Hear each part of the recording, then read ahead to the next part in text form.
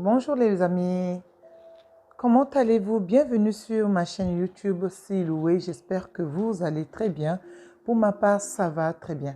Alors aujourd'hui, nous allons parler comment guérir de la dépression avec le rapport sexuel. Comment guérir de la dépression avec le rapport sexuel.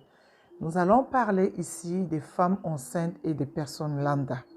Alors, tout d'abord, avant de commencer, likez, abonnez-vous, partagez au maximum et restez jusqu'à la fin. Vous allez comprendre pourquoi nous allons parler aujourd'hui de la dépression, comment guérir de la dépression avec le rapport sexuel. Je suis Sandrine Deligras, coach en hygiène intime chez les femmes et les hommes, conseillère auprès de futures mamans pendant leur grossesse et après leur accouchement, à les conseiller, à les aider à rester toujours pimpant, à prendre soin de leur corps et ceux de leur bébé. Alors, j'espère que tout se passe bien de votre côté. Pour ma part, tout va bien. Alors, c'est quoi d'abord la dépression et l'anxiété? La dépression, c'est l'état où la personne se sent vraiment pas bien. Il est dans un état où tout ce qui se passe dans sa tête ou quelque chose qui se passe, ça lui donne envie de pleurer. Elle ne sait pas pourquoi elle pleure. Ça peut lier à la fatigue du corps. Ça peut aussi, chez les femmes enceintes, c'est-à-dire que la personne n'attendait pas d'être enceinte et voici, on la déclare son état de grossesse. Et cela lui crée des dépressions. Voire même, des fois, certaines personnes, certaines femmes vont faire les dénis de grossesse. Cela lié à leur état de dépression ou de refus de cet enfant qui vient. Il y a des femmes qui attendent heureusement vraiment ce temps, ce heureux nouvelle, mais arrivées au milieu, elles commencent à penser à l'accouchement, les douleurs, commencer à suivre des infos où la grossesse peut-être ne se passe pas bien. Cette grossesse se passe avec beaucoup de malaise, beaucoup de complications.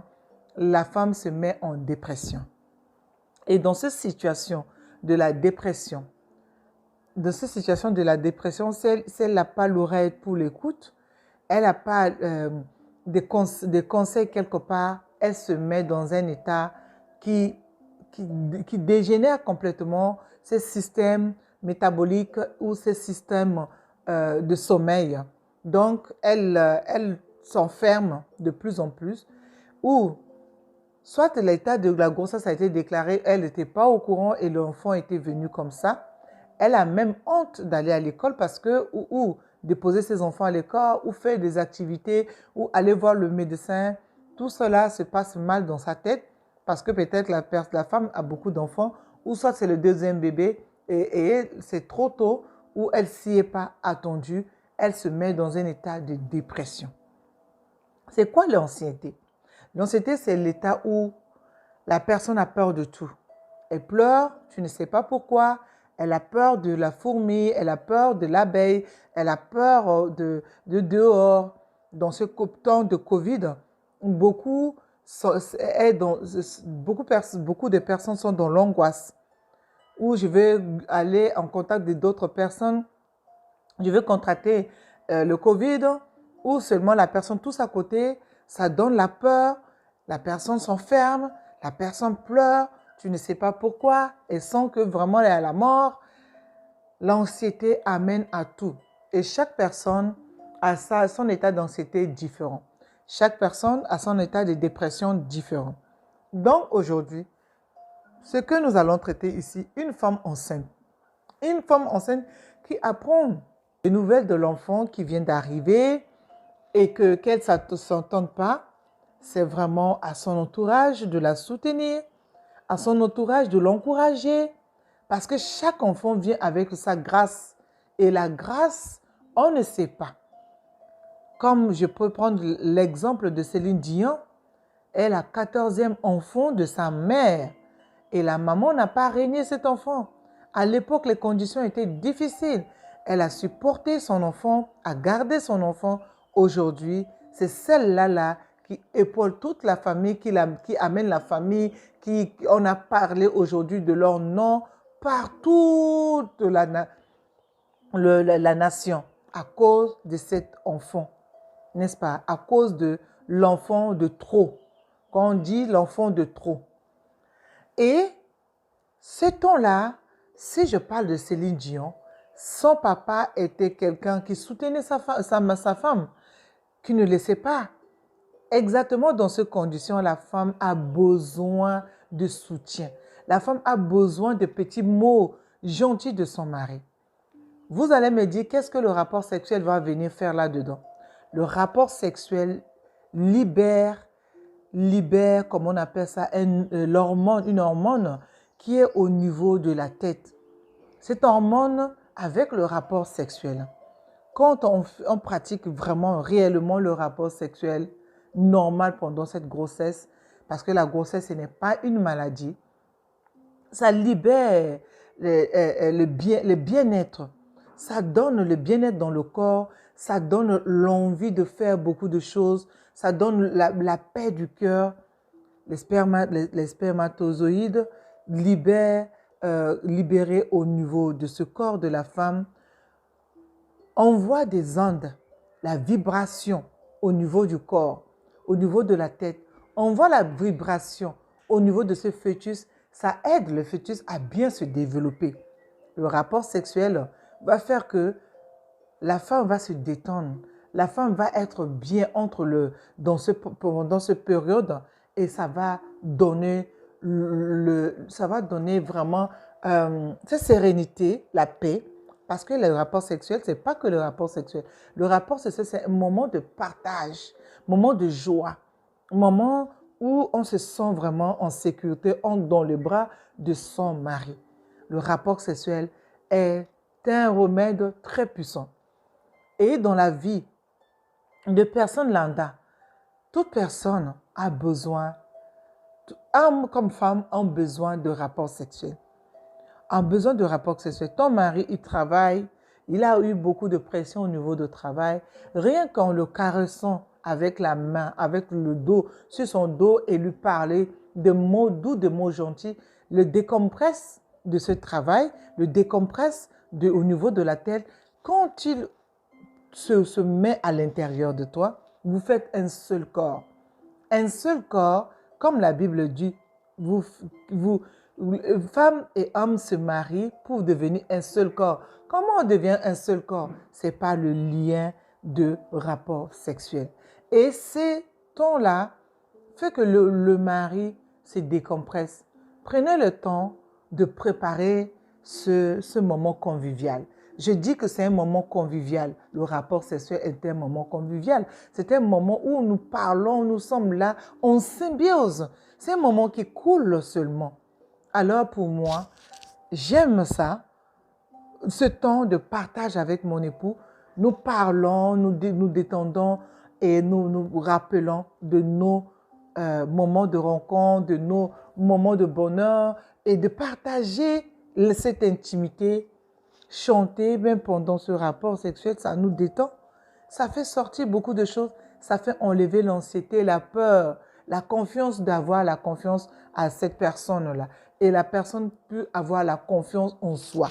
Vous allez me dire, peut-être, tu as bien, ton mari est bien. Mais c'est notre manière d'agir, de parler aussi, qui frustre la personne.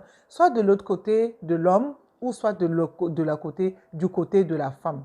Donc, le rapport sexuel est un bon moment qui détend, qui accompagne. Et surtout pour les femmes enceintes, je reviens, surtout pour les femmes enceintes, ça détend. Et même à l'approche de l'accouchement, le rapport sexuel doit être fréquent pour aider le col à se dilater et pour aider également pendant cet accouchement-là de penser à ce beau moment, de ce temps que vous avez eu ensemble et le bébé sera la joie pour le couple et pour la famille. Alors, malheureusement, on a été coupé, donc nous allons continuer la suite de notre vidéo. Alors, je disais tout à l'heure, les femmes enceintes ont besoin de rapports sexuels afin de libérer comment on appelle ça, cette hormone de bien-être en soi pour enlever tout ce qui est l'anxiété au niveau de la tête, l'hormone qui est là, hein, l'hormone de toxine qui se pose là au niveau de la tête. Il faut que cette toxine puisse quitter le corps. On le fait comment? Parce qu'en cette période, la femme ne fait pas le sport. D'accord? Elle ne fait pas le sport. À moins qu'elle va faire le yoga ou ceux qui sont des grands sportifs qui ont l'habitude de manipuler leur corps et tout, voilà, qui peut continuer à faire le sport. Mais dans les conditions où les femmes souvent qui ont des problèmes au niveau de leur col, au niveau de quoi elles ont besoin d'être tranquilles. Et l'homme ne peut pas avoir peur. Même si le col, deux fois, avère que voilà, le col est ouvert à deux doigts, je sais de quoi je parle. Moi, je suis une femme que quand je suis enceinte, mon col est ouvert deux doigts, trois doigts jusqu'à l'accouchement, jusqu'au terme de ma grossesse. Et ça ne m'a pas empêché du tout de continuer à pratiquer mon rapport sexuel normalement. D'accord? C'est ce qu'on a dans la tête. C'est ce que, c'est les biens qu'on fait passer dans la tête. Le rapport sexuel, vraiment, si on est sur terre, pourquoi avoir l'intimidation devant son mari? Pourquoi avoir l'angoisse ou le stress auprès de son mari? Hein? Parce que nous, beaucoup de nous les femmes, en parlant de nous les femmes africaines, nous avons de ces choses dans la tête, nous avons de ces choses que nous murmurons dans la tête, ou moi je ne vais pas aller vers lui, c'est lui qui devait venir. Mais attends, à un moment donné, le mari aussi a besoin que toi aussi tu lui fais l'avance, parce qu'il est ton mari. Il a besoin que tu lui fais l'avance. Tu viens aussi vers lui. Il se sent aussi en sécurité, il se sent aussi aimé. D'accord? Et aussi du côté de l'homme, c'est la même chose. Tu viens vers ta femme, c'est toi, voilà. Son état de grossesse, ce n'est pas une maladie pour que ça te fait fuir. Hein? Son état de maladie n'est pas, son état de grossesse n'est pas une maladie qui te fait fuir d'elle. Dans ces conditions-là, tu dois encore la soutenir, tu dois lui parler, tu dois venir envers elle avec beaucoup de diplomatie. Beaucoup de diplomatie. Et je parle des couples, des deux couples qui ont beaucoup de travail important. Par exemple, le couple des médecins. Les couples de médecins, c'est très important. Si la femme est médecin, l'homme est médecin, et que les deux reçoivent beaucoup de la pression sur eux. Les pressions parce que nous sommes dans les temps où beaucoup sont confrontés aux périodes de Covid, des vaccins, de ci et là, voilà, des formations, des réunions, beaucoup de choses qui sont lourdes, qui fait que la femme et l'homme ne se voient pas. Soit l'homme travaille de matin, la femme travaille de nuit, et cela crée de la distance entre ces deux couples. Vous allez voir que la personne au travail est angoissée, parle mal aux autres, va agir bizarrement. C'est parce que c'est bien-être de rapport sexuel le manque dans le corps. Ce qui fait que ça crée cet état de dépression. Cet état de dépression dans le corps et qui fait que cette personne va mal parler aux autres. Tu ne sais pas pourquoi. Pourtant, c'est quelqu'un qui est bien. C'est une belle personne, mais tu vas voir que la personne va mal parler aux autres. Cela est dû à son état de dépression sexuelle. Dépression sexuelle. L'angoisse, cette hormone qui est compressée au niveau de la tête, ce qui fait que tu ne dors pas bien. Moi, ce temps où si je reste longtemps sans avoir de rapport avec mon époux, ça me développe ce genre de manque de l'insomnie. Voilà, ça me développe ce genre de l'insomnie, les cris, les énervements. C'est normal. On est des humains, on n'est pas Dieu. Même Dieu a parlé dans la Bible, a parlé de rapports sexuels. On a Cantique de Cantique. Quand le roi Salomon dit parle à son bien-aimé. Mais bien-aimé, je jouis de ton bonheur. Je jouis de liquide qui coule de mes palais. Pourquoi il a parlé de ça? Il a parlé de ça parce que le bienfait du rapport sexuel l'a donné cet enthousiasme. Ça l'a donné cet enthousiasme et cette envie, voilà, folie de bien-être dans l'amour. Alors ne nous privons pas. Et chez nous, les Africains, nous avons cette mauvaise manière que ce soit l'homme qui vient vers toi et là, toi, tu ne veux pas aller vers l'homme. Arrêtons ça. Nous ne sommes pas des dieux. Nous ne sommes pas des statues. Tu n'es pas un statut femme. Tu n'es pas un statut. Tu es un être bien. Alors pratique la sexualité et ça te fait du bien. Tu es créé pour ça. Voilà, tu es créé pour ça. Il y a des gens qui disent, ah, moi, je ne suis pas créé pour la sexualité. Tant pis pour toi. Alors, ce n'est pas dans le trou que tu vas profiter. Hein. Faut profiter tant que tu es vivant, de ton vivant. Hein? Tu dois profiter. Tu dois profiter de ce temps. Profiter de ton mari, mais ton mari te profite de toi.